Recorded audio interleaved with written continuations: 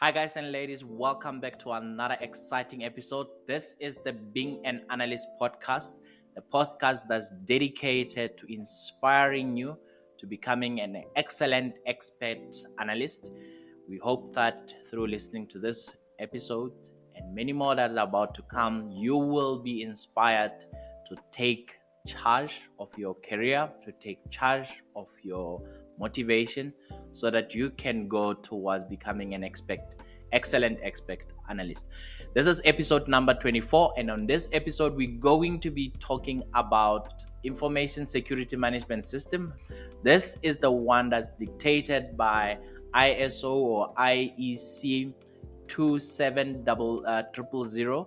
27000 is the standard that's put in place. It goes hand in hand with COBIT. COBIT is the framework. This one is the standard that you must go with in order to look at your ISO. Very, very important, especially for us as analysts to know about this. And that's what we're gonna be discussing just after our theme song. So stay tuned.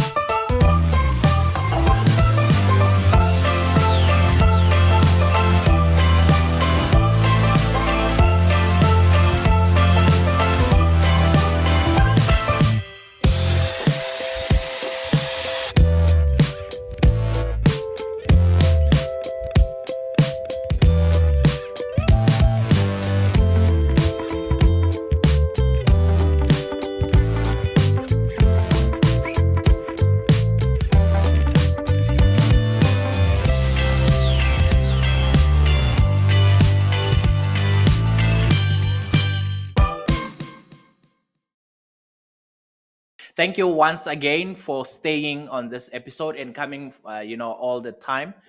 We read all the feedback that you put out. We are quite excited about all of that, and we tailor our content based on the feedback that you're giving us. So please feel free to send us our feedback, whether you are on our socials, whether we are on YouTube, whether you are on Instagram, or even TikTok. We go there and we read your comments, as well as the comments that we are receiving as part of our newsletter, whether it's on LinkedIn or it's the email newsletter that you getting. When you are on the email newsletter, just press reply and then just give us your feedback, and we are able to tailor our content based on what really is bothering you at this particular time. The whole point of this episodes and many more to come is to inspire you to become better at your work, what we call an expert analyst. And this is why today we are demystifying the whole issue of data governance. Why is it important that you must have data governance, and how does that impact you as an analyst? But before we do that, we're gonna go a level higher, because I feel like most of the data related stuff we actually quite covered in episode 23 when you spoke about COVID. On this one, I'm going to just land it a little bit high level. We have 7 pit stops that we're going to start with. And in every 7 pit stop, we will pause a little bit, discuss a little bit about that pit stop, and move over to the next one.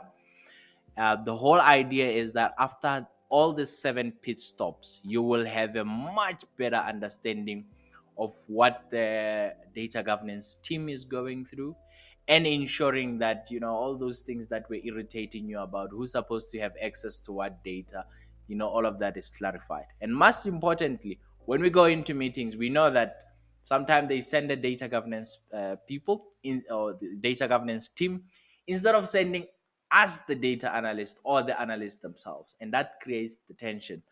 So please, at the end of this, we're going to be friends, we're going to be working together, and we'll understand what each person is going through.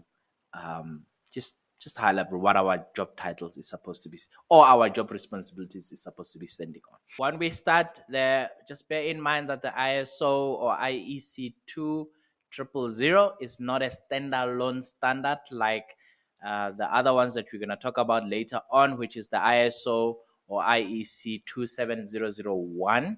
001 is the standalone framework, while 000 is not a standalone framework.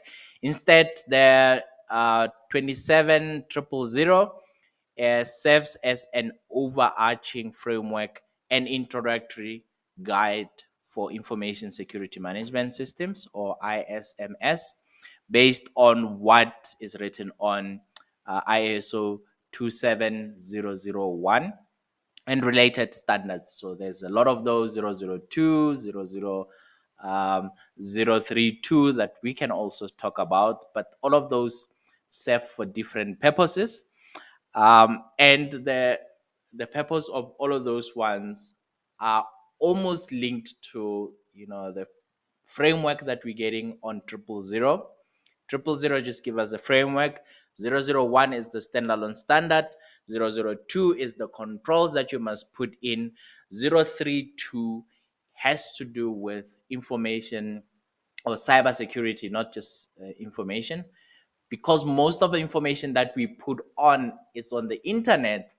Then we have to also go and adhere or look at what's written on 27032. So as much as we going to be talking at 000, the standalone standard on information management system, what data governance team is talking about, it's actually on 001, 27001. The controls that they're going to put in place for us to clip us is going to be listed on 002, which is 27002. And because we are using most of the time the internet to be running our data, then we have to adhere to 27032, which is about cybersecurity. Okay, so let's just look at the first stop that you're going to look at is introduction to information security management system, introduction to ISMS. So ISO 27700 27000 provides an overview of the purpose and benefits of implementing an information management system within an organization. So it just tells you about not just you creating this information management architecture, but creating it as a proper system, information management system. The benefits of doing it that way you will find on 27000. It also outlines the key concepts, the principle, the terminologies that are related to information security management. So all of that you're going to be getting just on 27000, just to say why do you need information management security. So that's the first thing that you will get when you read that. I know it's a little bit confusing, but remember, number one, it introduces you to what is information security management system. The second thing that it does is structure of the ISO 200 family. So there's a structure that it gives there. And that section introduces the structure of the whole 2700 series of standards. So you'll hear what I'm talking about. Two something. It's actually like they put them together. When you are having to do with information, you are on 27. When you have to do with quality, you are on 97. When you have to do with whatever the case, you are on 82 or 8 something. So the standard that has to do with information itself, which is where we're sitting in as analysts, you will find it under the 27 family. So it will be 27 000 gives you the framework, and this is where you'll be introduced to this whole family. And that family includes ISO 27001, ISO 27002, ISO 27003, and others. Goes all the way, and you can hear that when I'm jumping over to cybersecurity, I'm going to 270032. And here it's a lot of them. It explains how the standards interrelate and complement each other in establishing and maintaining an effective information security management system. So if you want to understand the high level, please don't go into 1, 2, and 3 individually. Go to the 2700 find that one first, and then you will get to understand what the rest of the other ones are talking about. Number 3 is the framework of information security management. So it presents a high level framework for establishing, implementing, maintaining, and continually improving an information management system.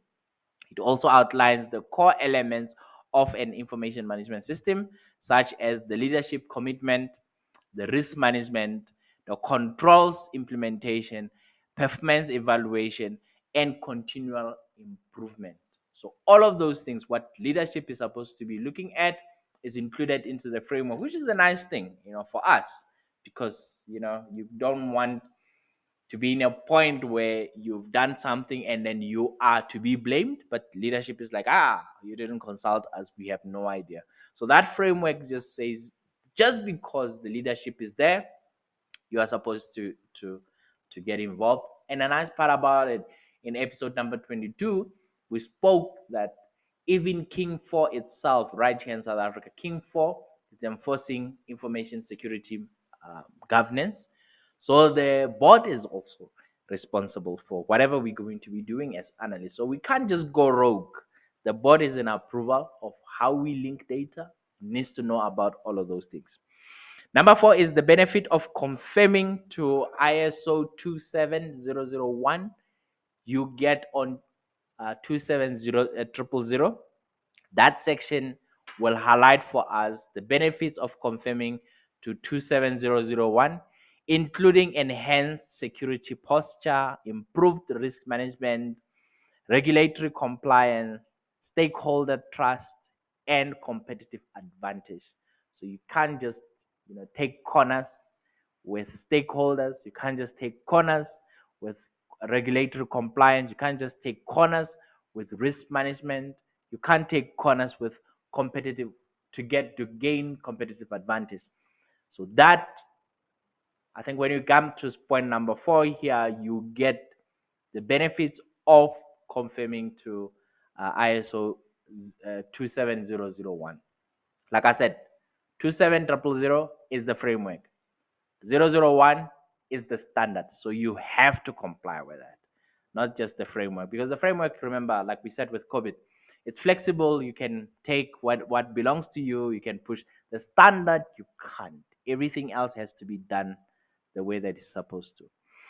Number 5, relationship with other management system standards. So ISO 27000 emphasizes the capability and the integration of our information security management system with other information system standards, such as the ISO 9001, which talks about quality management, the ISO 14001, which talks about environmental management. Yes, I know you're thinking about those servers that we keep on going. And also, furthermore, it encourages organizations to adopt an integrated approach to managing various aspects of their business processes. So when we're developing software, we need to adhere to what quality management is, which is where the ISO 9001 is coming through as a standard. And when we're talking about, like I said, environmental management, we have to be looking at 14001. But when it comes to looking at the management of information, that's where the 27 family comes into play.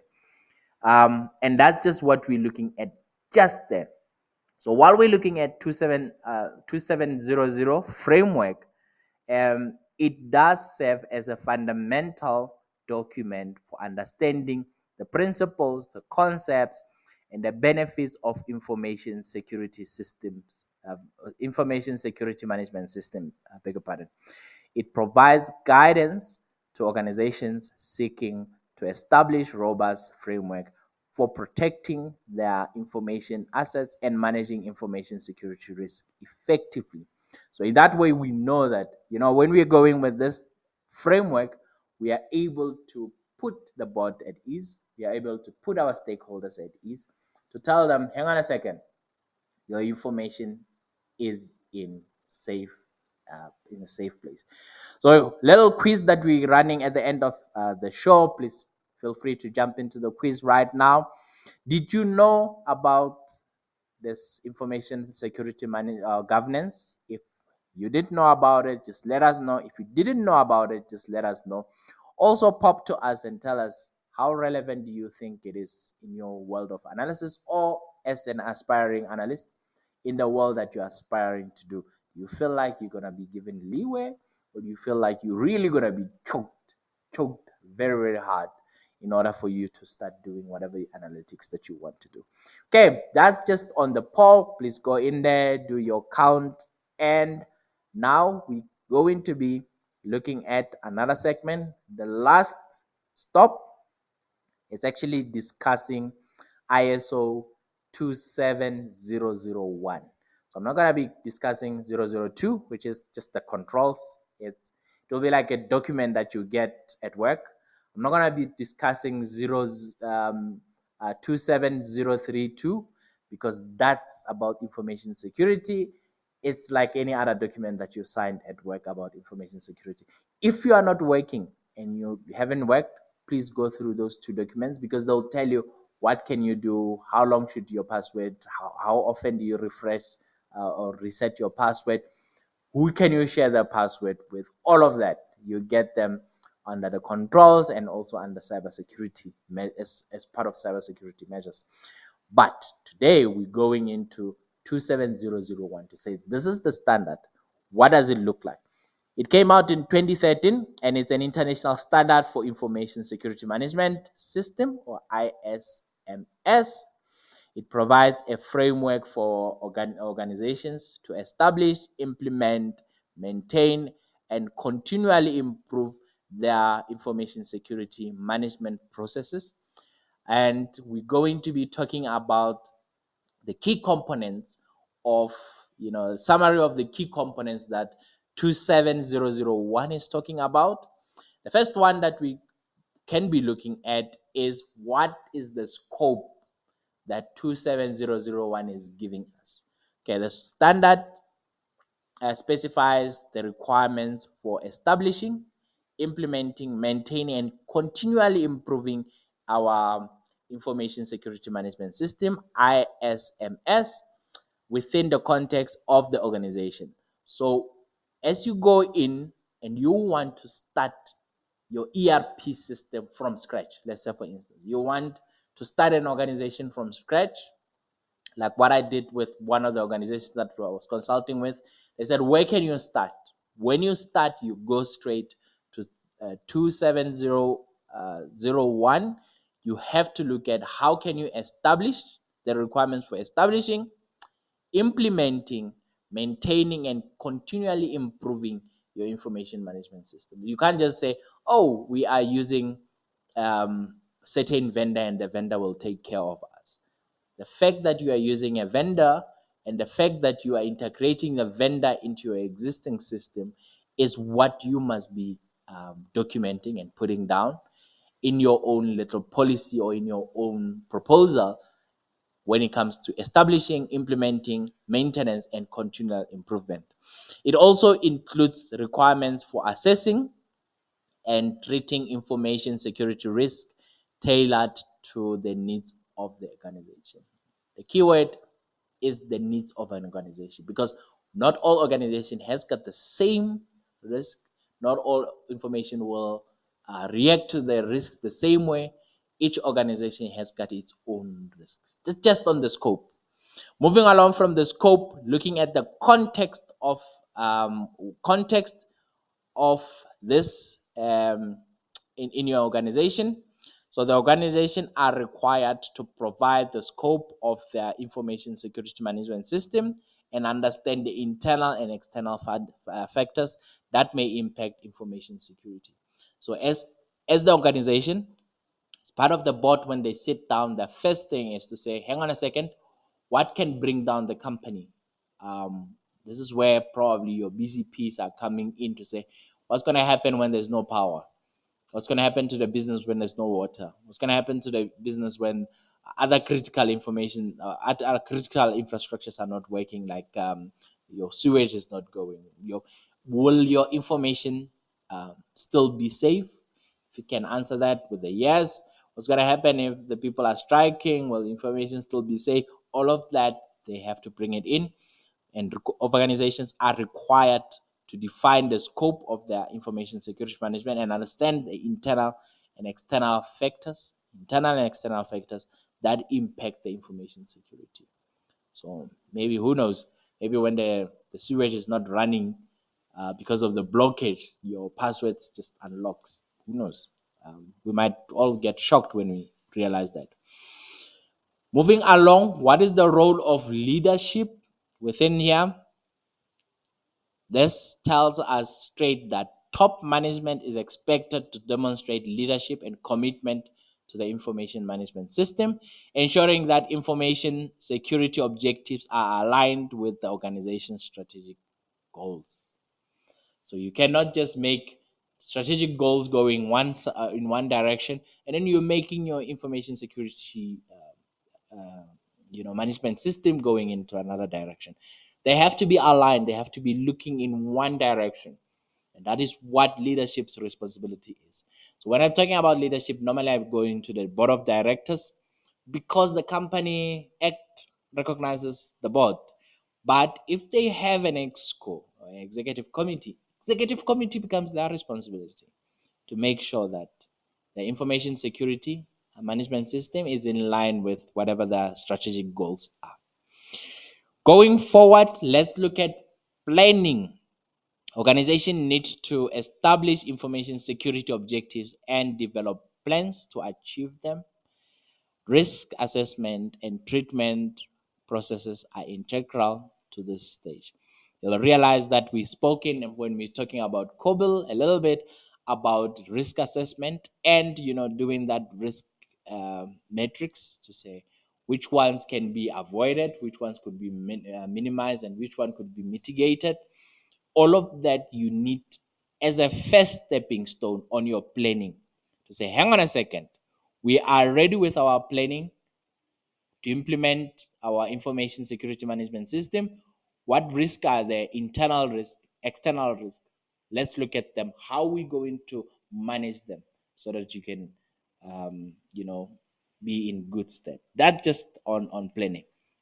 Support is another thing that we can actually look at and talk about as prescribed in the ISO 27001. It says adequate resources, competence, awareness, communication, and documented information must be provided to support the information security management system. So you can't just have the information security management system and you don't have the resources to make it happen.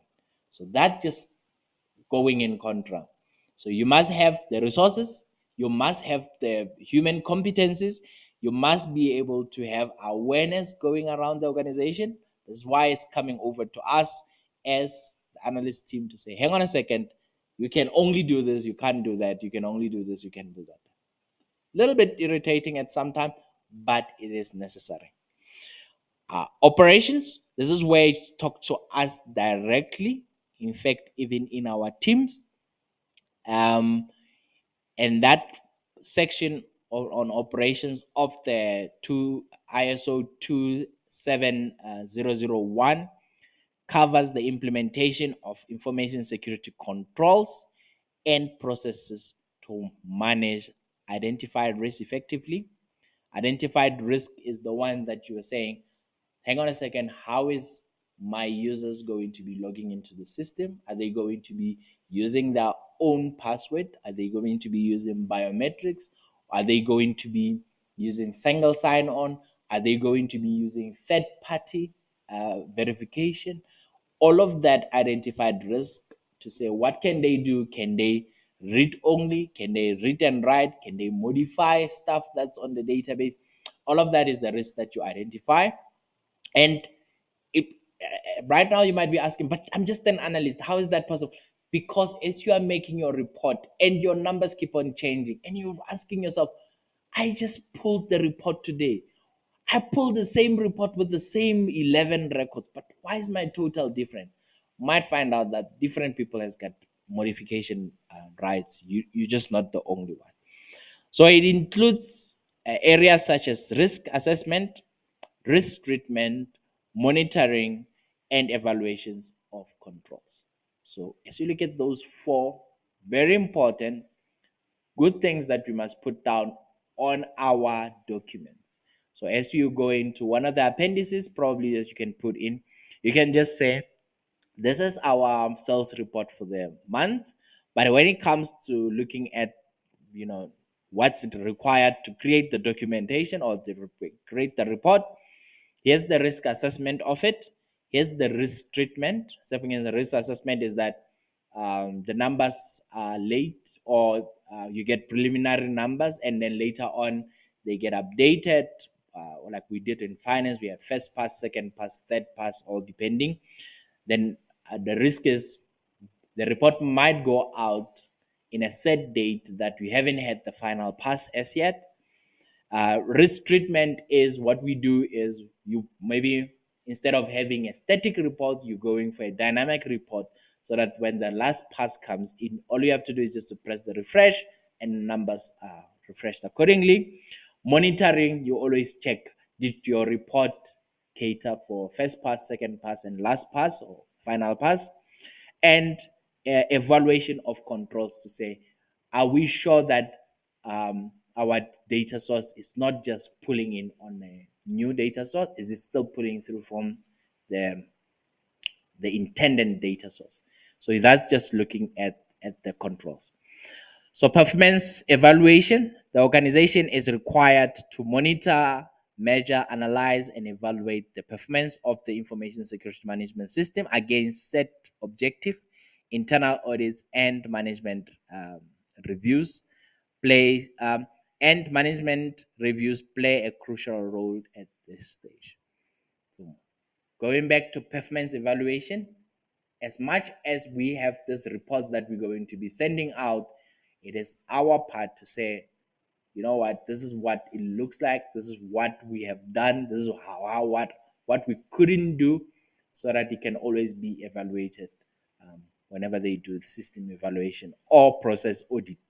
You can say, okay, that process is okay. Is there room for improvements?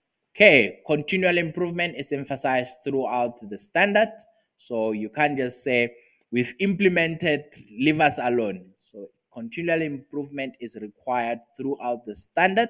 We are reminded that you must continually improve whatever our information management system is. Organizations are expected to take corrective and preventative actions to address non-conformities and improve the effectiveness of the information security management system. So it's just not, there's no holding to say, I just pull the handbrake, I'm okay. It doesn't stop there. It keeps on going. So in a nutshell, ISO 27001 is designed to be flexible, adaptable, and to be diverse needs of okay, sorry.